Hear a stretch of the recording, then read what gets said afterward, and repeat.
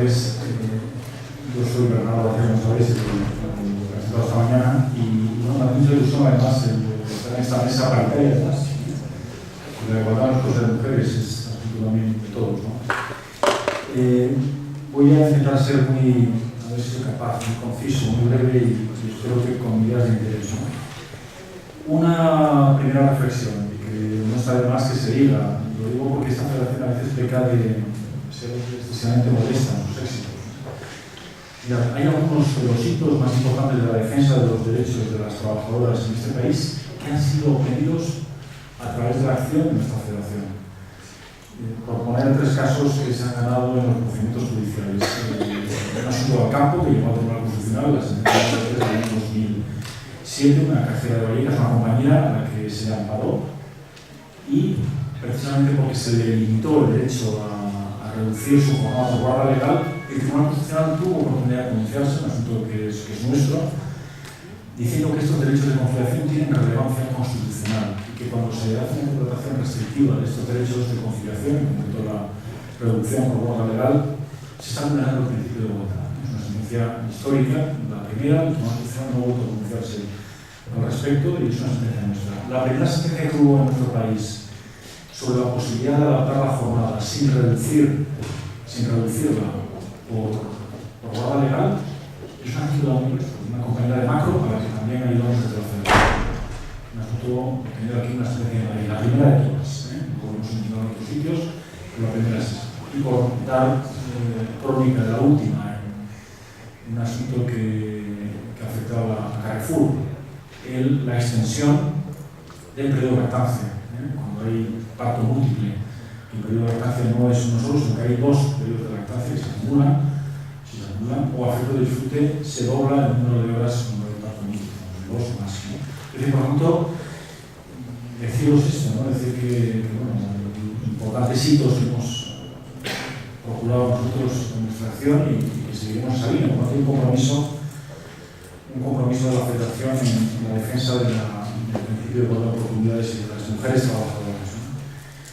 Yo, de una manera muy breve, hacer referencia de los tres sectores a tres experiencias que están ahora vigentes, empezando por quizá la más que tiene mayor calado. Bueno, yo recogí una idea de Pablo ha sido en su exposición muy ambiciosa, y hay que ser ambiciosos, hay que ser muy ambiciosos con una necesidad de realismo. Estamos haciendo historia. Yo creo que el problema de la superación de la situación de postergación de las mujeres, que se ha avanzado mucho, queda mucho por hacer, es un reto que no se va a cambiar, no se cambia de la noche a la mañana, porque hay muchos factores sociales que inciden aquí, ¿no? De lo que es el papel en concreto de la mujer en la familia todavía, ¿no? La asunción de responsabilidades en el ámbito doméstico, y eso lo conocemos de primera mano todos, ¿no? Estamos hablando, y cambiar esos usos es muy importante. Hay algo que todavía me deprime, ¿no? En las últimas campañas navideñas, la publicidad, que es una forma de conocer también la realidad que se nos pretende imponer,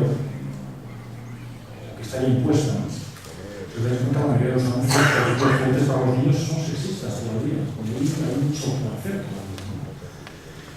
Bueno, pues, por tanto, es un problema enorme en el ámbito laboral, pues tiene sus mecanismos de corrección, pero que, insisto, excede de las soluciones en el ámbito laboral, aunque hay que adoptarlas, ¿no? Hay que ser, por tanto, ambicioso y luego realista, ¿no? Y estamos haciendo, insisto, historia, ¿no? Nosotros tenemos planes de igualdad, y en unos años veremos el trabajo que podemos extraer, ¿no? Y que vamos en la línea indicada y hay que seguir trabajando. Por el sector de hostelería, hemos firmado este verano y está en el boletín oficial un capítulo más en materia de igualdad de oportunidades entre mujeres y hombres. Un nuevo capítulo que se incorpora al acuerdo laboral del ámbito estatal del sector de hostelería. Aquí estamos dando cumplimiento a la ley orgánica, esta ley orgánica tan poderosa de igualdad del año 2007, es la ley orgánica 3 de 2007, efectiva entre mujeres y hombres, ¿no? Y lo cumplíamos en el ámbito estatal. Lo digo porque hemos obtenido al final, sorprendentemente, ¿no? Un acuerdo muy reseñable, muy especialmente encomiable, ¿no? Y aquí tiene algo que ver, no sé si esto será compatible, pero yo lo he vivido en este proceso de negociación, la reivindicación de la mejora de la situación de las mujeres.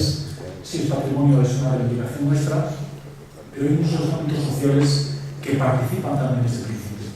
y algunos ámbitos patronales también. Nosotros nos hemos visto sorprendidos, nos ha adelantado, que en ese proceso de negociación las propias patronales tenían propuestas muy interesantes de superación de la situación de desigualdad. Que por tanto hacen suyo, no es una reivindicación solamente sindical, que la es, principalmente lo es, sino que hay por tanto un interés social, ¿no? De muchos sectores también de las patronales, y eso lo hemos aprovechado para hacer un capítulo muy interesante en el avance de la defensa de los intereses de las trabajadoras en el sector hostelería. Mira, ese capítulo tiene que servirnos de modelo. Yo creo que va a servir de modelo, eso podemos sacar un poco de peso también, en otros ámbitos, de otras federaciones, en otros ámbitos sectoriales, en el ámbito confederal también, ¿no? Porque hemos conseguido una regulación muy interesante. Por resaltarlo, yo animamos a que leáis ese capítulo, una lectura resultada para todos nosotros, sobre todo cuando tengamos que negociar los convenios colectivos del resto de los ámbitos sectoriales. Este referente del ámbito estatal, que se ha empezado por tanto nuestro referente estatal, es imprescindible, ¿no? Ahí se recoge precisamente la terminología, el discurso, como decía antes Amparo, en su mención sobre la negociación de los capítulos de igualdad y de los problemas de igualdad, pues una mención precisa de las nociones de igualdad. Además, no nos vienen del ámbito solamente español, sino del ámbito europeo. Las directivas europeas en materia, directivas antidiscriminatorias, ¿no? Y ahí se recogen también en el capítulo del ALE, en el Acuerdo Global de Hostelería, en concreto lo que es el principio de igualdad, la definición, la noción, pues, dificultades para está la ley y también hemos recogido en el texto lo que es la no discriminación, las relaciones laborales, y ahí hay un montón de una regulación muy interesante que está pendiente aún de desarrollar, pero hay unos principios ya sentados en concreto sobre el acceso al empleo. Ahí se deja abierta la vía, también hay que reconocer que son medidas políticas de acción positiva, sobre todo para superar situaciones de en los sectores nuestros, actividades que están protagonizadas por sexo, ¿no? Y esto es una situación a superar en el ámbito sectorial, ¿no? Que haya una feminización de algunas actividades, o que algunas actividades estén reservadas únicamente para varones, ¿no? Ya veremos que ahí quizás sea conveniente llevar a cabo medidas de acción positiva. Tenemos acostumbramos a decir que la categoría de camareras de piso no somos un de camareras de pisos, ¿no? La categoría de camareros de pisos, lo que es que la mayoría de las personas que ostentan esta categoría son mujeres, ¿no? Pero esa situación quizá hay que superar, porque en algún momento esto es matizar los objetivos de los planes de igualdad a superar la feminización de esa actividad en concreto, de la actividad de pisos en los hoteles, ¿no? Bueno, estas medidas de acción positiva también se refieren en lo que se regula la promoción profesional, otra materia delicada, porque una característica de la mayoría de las empresas, también de otros sectores, es que los cargos de responsabilidad se ostentan mayoritariamente por hombres, en contraste con la situación de las mujeres, que tiene una situación de postergación, ¿no? Y esto tiene mucho que ver no con un dato social incontestable, ¿no? Es que las mujeres asumen responsabilidades en el ámbito familiar que limitan su disposición y tienen una situación de desventaja a la hora de asumir responsabilidades en las empresas. Porque las empresas hoy por hoy sacralizan en los directivos, en lo cual es uno de los dogmas, uno de los mitos falsos, la dedicación del tiempo con el directivo. Eso lo decía un directivo veterano, diciendo que un directivo dedica mucho tiempo a trabajar, o es que es mal directivo o trabaja mal, ¿no? O pierde el tiempo. Un directivo no necesita trabajar mucho tiempo. Bueno, tiene alguna razón, pero se realizamos el tiempo, la dedicación del tiempo, y entonces ahí las mujeres tienen desventaja. Como todas las mujeres tienen responsabilidades, tienen hijos, tienen una situación de desventaja para asumir responsabilidades en el mundo laboral, ¿no? Tienen menos flexibilidad, menos capacidad de adaptación, ¿no? Entonces, cambiar este dato primero, este dato de la realidad social, debería sobremanera superar también la situación de la responsabilidad de las mujeres en el ámbito laboral. Aún así, es necesario corregir esa situación a través de medidas de fomento de acceso a las mujeres con los cursos de dirección, ¿no? Precisamente teniendo en cuenta esa limitación, ¿no? Bueno, ahí hay lo he dicho ya, Amparo, se hace una reflexión en materia retributiva, que sabemos que la retribución media de las mujeres es sustancialmente menor que la de los varones, pero tiene que ver también con la asunción de responsabilidades en el ámbito laboral y con la peor consideración del trabajo que desarrollan las mujeres, porque son trabajos que tienen menos valor retributivo, y situaciones que además cuesta cambiar. Yo por citar un ejemplo, para que veáis las dificultades de una demanda que hemos llevado a cabo en una empresa de hostelería, sobre directivos, eran directivos. Bueno, pues el número de mujeres directivas es muy escaso, un porcentaje muy pequeño. Bueno, pues de ellas, una tercera parte de ellas tenían la retribución menor de un bonus, ¿no? En contraste con los varones, que era el 10% nada más. Esto lo hemos llevado a un procedimiento judicial, y estos son los contrastes, la paradoja de la vida. Lo resuelve una magistrada que es mujer, y el recurso lo resuelve una magistrada, la ponente, que es mujer también. Y bueno, por cierto, la abogada de la empresa es mujer también, ¿no? Bueno, pues todas ellas consideraron que esa situación no era discriminatoria, que no había ni siquiera un indicio de trato desigual, ¿no? Entonces, me gusta mucho, por tanto, cuando uno se dirige incluso a las propias mujeres, ¿no? La propia magistrada, que no, ella misma no se dio cuenta de que hay una situación de menor retribución objetiva, y que no luego se dio un indicio. Entonces lo arregla diciendo que bueno, tienen menor rendimiento, pues se tienen menor rendimiento y no, por tanto, no aplica los principios, los mecanismos de protección, que son de la presunción, la aprobación de indicio discriminatorio, exige que la empresa tenga que probar que hay una falta concreta de móvil discriminatorio, ¿no? Por ejemplo, probar que las mujeres han tenido peor rendimiento. Si lo prueba cada una de ellas, pues hay una discriminación. Pero claro, no puede darse con el dato de que en este caso la reducción es una facultad de negociación de las partes y que la empresa puede negociar curiosamente a la baja las condiciones de las mujeres, ¿no? Bueno, por tanto, muchas resistencias, como veis, en el ámbito judicial y en el ámbito, a pesar de lo que os he dicho al principio, que hay otros ámbitos sociales que son más sensibles, pero a veces nos llevamos a alguna paradoja, ¿no? Mirad, en el convenio de hostelería hay en el AIE, en el ámbito estatal, en este capítulo hay precisamente un sistema, tenéis ahí una guía, aparte de la que nos pueda proporcionar la Secretaría de Igualdad, pero una guía jurídica de cómo hacer un plan de igualdad. Ya sabéis que en las empresas, solo las empresas de más de 250 trabajadores, hay que hacer un plan de igualdad necesariamente, y hay que negociarlo también, ¿no? Una comisión, como hemos explicado un poco, ¿no? Pero, ¿cómo se hace el plan de igualdad? La ley estaba muy abierta, no sabíamos, había muchas imprecisiones y es una materia nueva. Este capítulo solventa, resuelve muchas de las dudas, ¿no? Ya sabemos cómo se tiene que hacer, por ejemplo, el primer paso del plan de igualdad, que es el diagnóstico. Es una palabra que traía por aquí, el diagnóstico, pues claro, en las situaciones de patología, como médicos, ¿no? Es un diagnóstico del enfermo, ¿no? Una situación patológica y conocerla. Y hay que hacer, por tanto, una radiografía de la situación de empleo de las mujeres y los varones, ¿no?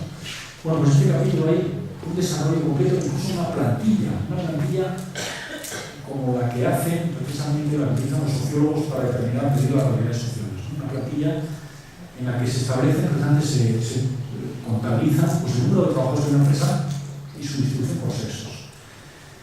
Y luego la distribución también por edades, para que se vea también la evolución, ¿no? Y luego la distribución, claro, por sexos en materia de contratación, de despidos, de ceses, de categorías, por ejemplo, la clasificación profesional, cuántas mujeres hay en los grupos más altos y los más bajos, por categorías, por áreas también, por áreas funcionales, porque las áreas también están, muchas veces hay algunas áreas feminizadas o una situación, por tanto, de desequilibrio de presencia de mujeres y hombres. En esta materia, la patronal fue especialmente sensible, considerar la necesidad de medir estos datos, ¿no? ¿Quién ejerce más los derechos de conciliación? Yo no creo que una de las lo dijo en esa negociación. Sabemos que los representantes de la patronal tienen hijas, ¿verdad? Tienen hijas y tienen que velar con los intereses de las jefas. Es decir, que por tanto aquí el conflicto no es un conflicto clásico, es un conflicto que tiene otra dimensión, aunque hay que reconocer que quien defiende señaladamente principalmente la situación desde siempre, más, ¿no? Desde ayer, yo, por hacer recordatorio, hay un documento de la UGT de la última década, de los 90, del siglo XIX, que ya se hace referencia a la situación de las mujeres, ¿no? Es decir, por tanto, es una bandera que llevamos nosotros levantado mucho tiempo de observación de las mujeres, sin perjuicio de que el movimiento obrero ha tenido también un sesgo machista, etc., por lo que era pero bueno, esa situación se corrige, ¿no? Mirad, en este diagnóstico se mide también la jornada, porque quien tiene jornada parcial son la mayoría de las mujeres, que es un dato estadístico presente hoy por hoy, y también en nuestras empresas. El dato de las reproducciones y luego los datos muy curiosos que la patronal, nosotros accedimos por un lado, la patronal accedió por otro. Hay que determinar ese diagnóstico qué número de altos directivos son varones y cuántas son mujeres. Y también, claro, como casi contrapartida a esta medición de esta variable, nosotros hemos aceptado también que se mida el número de representantes de los trabajadores que son varones y el número de los trabajadores que son mujeres. Como sabéis, la ley de igualdad que establece la necesidad en las candidaturas electorales de las elecciones generales políticas que las candidaturas sean equilibradas, paritarias, bueno, equilibradas, también que haya ese equilibrio, excluye a las candidaturas de las elecciones a representantes de los trabajadores. Una razón obvia, porque sabemos que eso entorpecería sobremanera el desarrollo de procesos electorales. Es una situación transitoria que hay que superar, ¿no? Hay que pasar también porque las mujeres se impliquen decididamente en la defensa de los derechos de sus compañeros y compañeras también, ¿no? Es decir, un cambio cultural en el que el hombre no sea protagonista de los perfiles de representante, no sea varón, etc., sino que pueda ser también una mujer. Bueno, pues ahí también lo medimos, y todo ello con la idea, por el diagnóstico, hacer esa foto fija, que hay que hacer la propia empresa en esta plantilla, y nosotros vigilar que lo haga convenientemente, ¿no? Documentadamente y de forma solvente. Una vez que conozcamos ese diagnóstico, en el plan tenemos que llevar a cabo lo que es más importante, los objetivos para que, analizada esa situación, sea superada. Normalmente la situación que se va a presentar es una situación de desequilibrio y de postergación, de menor presencia, de desfavorecimiento de las mujeres en el mundo laboral. Esto va a ser así, en mayor o menor medida, pero esa situación se va a dar, sobre las excepciones, ¿no? Bueno, pues esa situación es la que hay que corregir. Y bueno, eso hay que ser ambiciosos. El plan de igualdad tiene, hemos dicho, que la duración inicial es de 4 años. Yo recomiendo, insisto, que seáis ambiciosos pero realistas y que es un cambio muy largo, pero hay que llevar a cabo las iniciativas con toda ambición y ver cómo resultan. ¿Cuáles son las iniciativas? Pues ahí lo tenemos también, hay que tomar medidas de toda clase, incluso la reacción positiva. Yo sé que esto en el ámbito incluso nuestro, que estamos en confianza, provoca una discusión, como provoca en otros ámbitos, en otros países europeos también, ¿no? En Francia apenas se ve una reacción positiva en el empleo, y en cambio Alemania sí que tiene muchas, ¿no? Tiene esa cultura. Y aquí en España pues somos más resistentes también, La medida de reacción positiva se limitan casi a las ayudas que establece el sistema público para ayudar a la contratación. Pero medidas, por ejemplo, de decir que cuando hay una situación de desigualdad en la promocionen preferentemente las mujeres o los varones, eso ya nos cuesta más, ¿no? Eso ya supone un salto cualitativo y un salto importante, pero ¿no? Que hay que acometer, porque si no se acometen esas medidas, la situación no se corrige, ¿no? No solamente la cuestión de la promoción, que es fundamental, la cuestión retributiva, sino también, luego más revolucionario quizá, es más a un plazo medio o largo, es la superación, insisto, de la feminización o la reserva de los varones de determinadas actividades en el ámbito del sector hostelería, pero ahora del sector del comercio. Siempre decimos cajeras, ¿no? No puedo decir, la mayoría de la situación, quizá haya que corregirla y analizar por qué hay más mujeres que varones, ¿no? Y por qué hay más mujeres en pisos, en limpieza, y por qué hay más varones en los puestos directivos, en los puestos de mayor responsabilidad o mejor retribuidos. Son las que tenemos que analizar para corregirlos. Esto es lo revolucionario. Igual que los derechos de conciliación, porque los ejercen en mayor medida las mujeres que los varones, ¿no? Eso tiene que ver con lo que decimos también de acuerdo. Hay que ir en una medida, contribuir desde la organización colectiva a superar la situación de que sean las mujeres las que asuman principalmente las responsabilidades familiares y domésticas.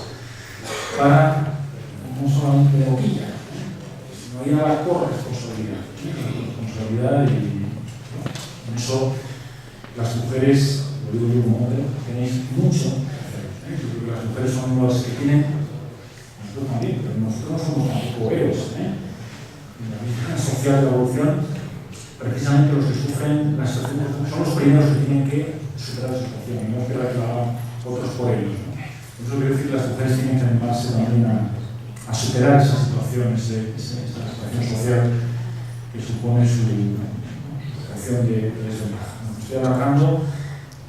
Animaros, por tanto, ese acuerdo es una referencia imprescindible en el sector hostelería necesariamente y en otros sectores. No quiero dejar de fijar, en el ámbito del comercio, en grandes almacenes ha habido una empresa Corte Inglés que ha llevado a cabo un plan de igualdad. Un plan de igualdad que al menos en los ámbitos en los que yo he tenido oportunidad, ámbitos más o menos neutros, a mí un plan de Corte Inglés, en la situación en la que estamos los Corte Inglés, pues se puede tomar reservas, ¿no? Pero es hay que reconocer un plan interesante. Otra cosa es la aplicación. Pero desde el punto de vista formal y la articulación es un avance interesante. Una gran empresa como el Corte Inglés. Y lo señala que es en los pasos que dan, o como la siguen otras empresas, ¿no? Ha sido las primeras grandes empresas con un plan de igualdad. Está ahí también la cosa de etc. Pero su plan de igualdad ha sido especialmente considerado en otros ámbitos, ¿no? Y a pesar de sus deficiencias, es un plan, insisto, interesante. Otro cantar será su aplicación, ¿no?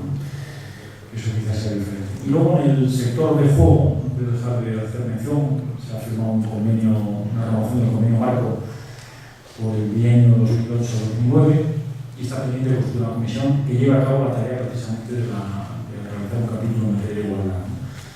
Está, por tanto, iniciado un camino y pendiente de culminar. Bueno, hay así ideas muy generales, pero no quiero más de las 7 de la tarde. Agradeceros de toda la atención y gracias por vuestra atención.